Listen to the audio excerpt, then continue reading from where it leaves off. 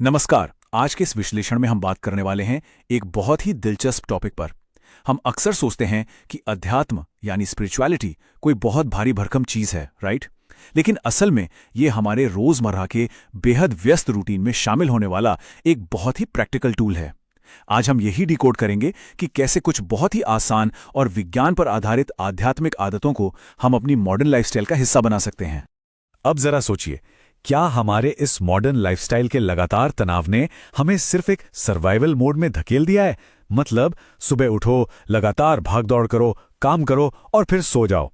लेकिन क्या हम इसे वाकई जीना कह सकते हैं, या हम सिर्फ अपने अस्तित्व को बचाने की जद्दोजहद में लगे हैं?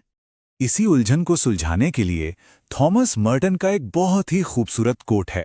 वो कहते हैं कि हमारे भीतर नवीनता, नवीकरण और रचनात्मक शक्ति की एक सहज वृत्ति होती है।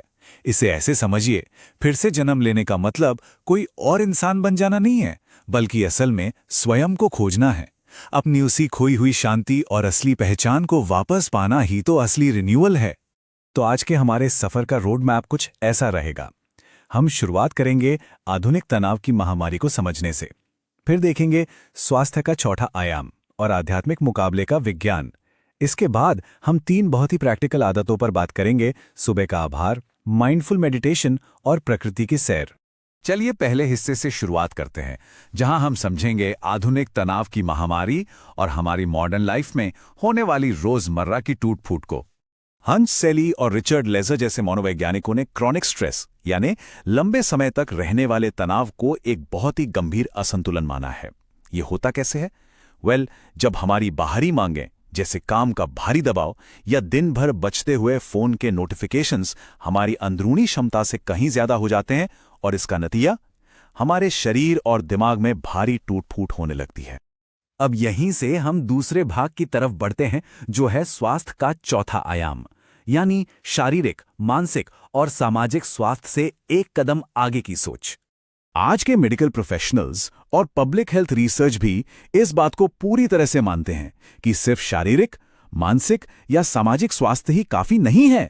आध्यात्मिक स्वास्थ्य यानी स्पिरिचुअल वेलबींग एक बेहद जरूरी चौथा आयाम बन चुका है। लाइफस्टाइल से जुड़ी बीमारियों से लड़ने के लिए यह डायमेंशन लिटरली एक गेम चेंजर है। अब यहां एक बहुत बड़ी गलतफहमी को दूर करना जरूरी है।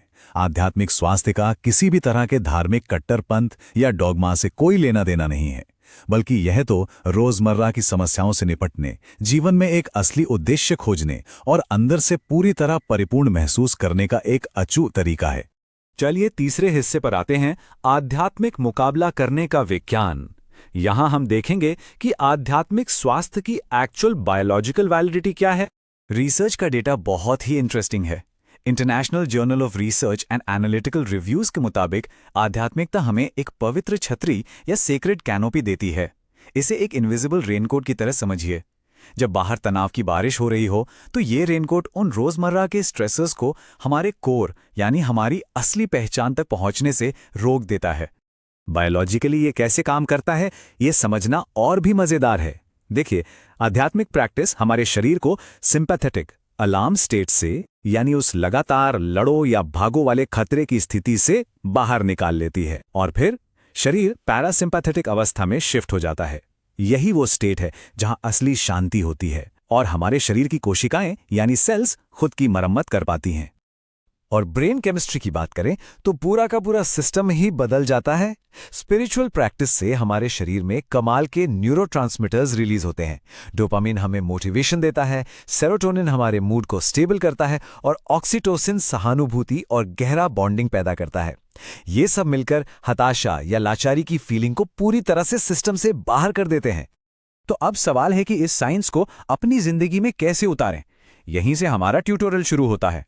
हमारी पहली आदत, सुबह का आभार यानी मॉर्निंग ग्रैटिट्यूड।